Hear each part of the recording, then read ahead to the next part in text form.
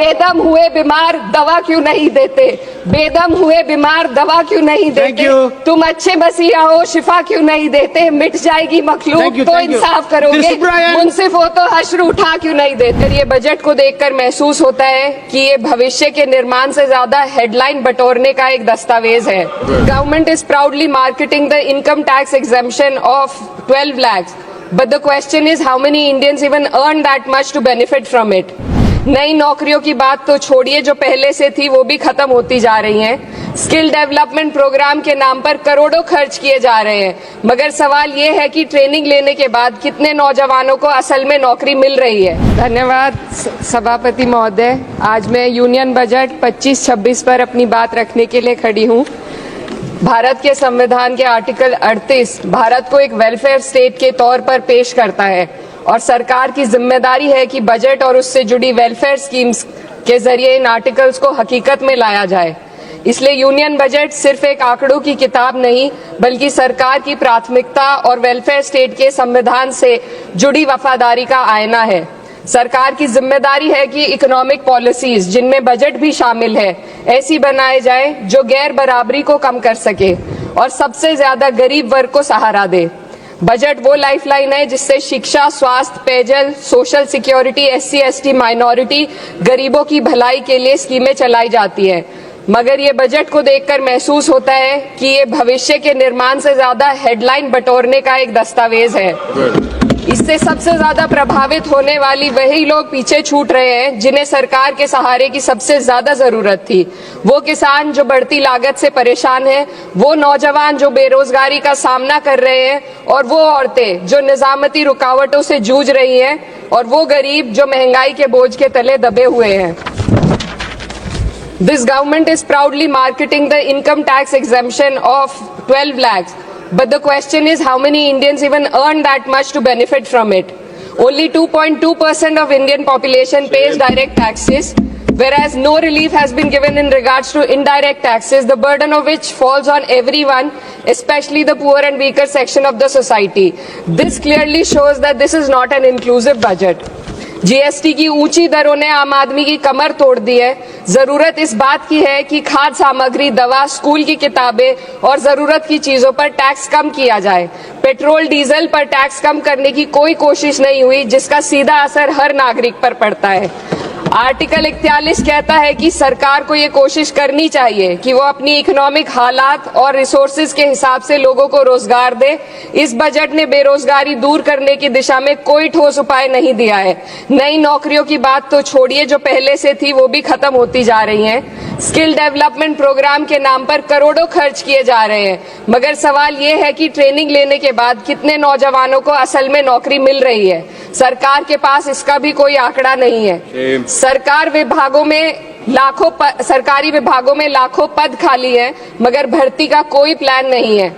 Article 45, जिसके द्वारा सरकार की जिम्मेदारी है कि हर बच्चे को 6 साल की उम्र तक फ्री और जरूरी तालीम मिले, ताकि उनका बुनियादी तालीमी डेवलपमेंट सही से हो सके, जिसको संसद ने शिक्षा का अधिकार अधिनियम बनाकर और भी मजबूती दी थी, परंतु इसकी जमीनी हालत क्या है वो किसी से छुपी नहीं है। नगरीय क्षेत्रों में सरकारी स्कूलों में शिक्षक न होने की वजह से स्कूल बंद हो रहे हैं, तथा दूरस्थ ग्रामीण क्षेत्र के स्कूलों में टीचर ही नहीं पहुंच पा रहे हैं। सरकार कह रही है कि डिजिटल इंडिया और AI से तालीम का इंतजाम होगा, मगर जरा जमीन पर देखिए, उत्तर प्रदेश में सिर्फ 22% सरकारी स्कूलों में कंप्यूटर है। मेरे संसदीय क्षेत्र कैराना में कई सरकारी स्कूल शिक्षक न होने की वजह से बंद हैं, और मदरसा एजुकेशन के बजट में 57% की कटौती कर दी गई है। क्या यही सबका साथ सबका विकास है? इसी तर्ज पर अस्पताल हैं जहां पर डॉक्टर नहीं है। आर्टिकल 47 अच्छी सेहत और जिंदगी के स्टैंडर्ड को बेहतर बनाने की आवश्यकता पर जोर देता है। राज्य की जिम्मेदारी है कि लोगों की सेहत और उनके वेलबींग को बेहतर करने के लिए जरूरी कदम उठाए, लेकिन हकीकत यह है कि इस बजट का सिर्फ 2% ही आम जनता तक पहुंच पाता है।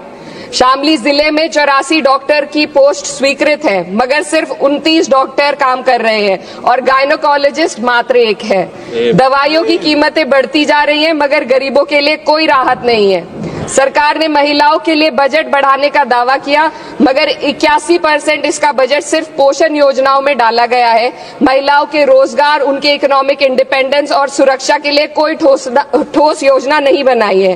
बेटी बचाओ बेटी पढ़ाओ का बजट घटा दिया गया, जिससे साफ है कि ये सिर्फ नारेबाजी थी और कुछ नहीं। किसानों की बदहाली हम सबके सामने है, लगातार चलती आ रही है। 2016 में कहा गया था कि 2022 तक किसानों की आमदनी दोगुनी होगी, मगर 2025 आ गया और एमएसपी पर कोई ठोस गारंटी आज भी दी नहीं गई है। गन्ना किसानों का बकाया अब तक नहीं मिल पा रहा है, और तो और उत्तर प्रदेश में अभी तक गन्ना मूल्य भी तय नहीं किया गया है। डीएपी, यूरिया और खाद की कमी से परेशान किसान आज भी सड़क पर प्रदर्शन कर रहे हैं। मजदूरों के लिए जो सबसे बड़ी योजना मनरेगा थी, सरकार कहती है कि मनरेगा ग्रामीण भारत की रीढ़ है, मगर बजट में कोई भी बढ़ोतरी नहीं मिलना बहुत शर्मसार है। औसतन 44 दिन का ही रोजगार मिल रहा है, जबकि स्कीम 100 दिन की गारंटी की होती है। भारतीय रेलवे देश के लोगों की जीवन रेखा है और इसी से यहाँ के लोगों की आर्थिक एवं सामाजिक जिंदगी चल रही है। देश के हर हिस्से को रेल कनेक्टिविटी से जोड़े जाना सरकार की कल्याणकारी नीति का हिस्सा है। मेरे संसदीय क्षेत्र कैराना के रेलवे से जुड़ी 2 मांगे लंबे समय से लंबित हैं।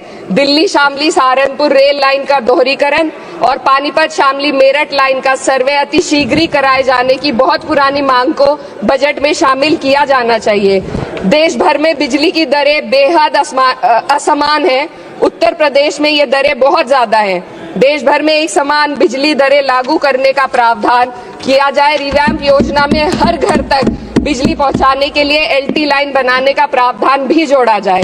कृषि उपकरणों व खाद डीएपी को जीएसटी से मुक्त किया जाए।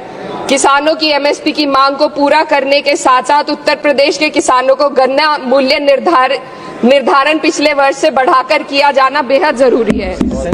जनपद शामली व मुजफ्फरनगर को एनसीआर में तो शामिल किया गया है, परंतु वहां पर कोई विकास नहीं हुआ तथा उसको कोई भी लाभ नहीं मिला है। वहाँ के लोग सिर्फ प्रदूषण के बाध्यकारी नियमों से परेशान हैं, इसलिए दोनों जनपदों को एनसीआर की सीमा से बाहर किया जाना चाहिए। मेरे संसदीय क्षेत्र में मैं कुछ चीजें बजट स्पीच में ऐड करना चाहती हूँ। एक, ट्रॉमा सेंटर और जिला अस्पताल के अपग्रेडेशन की भी मांग है। जनपद शामली और सहारनपुर में एक महिला डिग्री कॉलेज खोला जाए। कैराना में सर जस्ट कंक्लूडिंग, यमुना नदी के घाट पर सौंदर्य कार्य का भी कार्य जोड़ा जाए। जनपद शामली में टेक्सटाइल पार्क की स्थापना की जाए और जो संसद निधि है, सांसदों को केवल 5 करोड़ रुपए दिए जाते हैं और एमएलए, उत्तर प्रदेश के एमएलए को भी 5 करोड़ दिए जाते हैं। हमारी मांग है या तो इसे बढ़ाकर 25 करोड़ किया जाए या फिर सिरे से खारिज किया जाए। The union budget was an opportunity to address the pressing. Sir, just 1 minute. Please, 2 more speakers are in your party.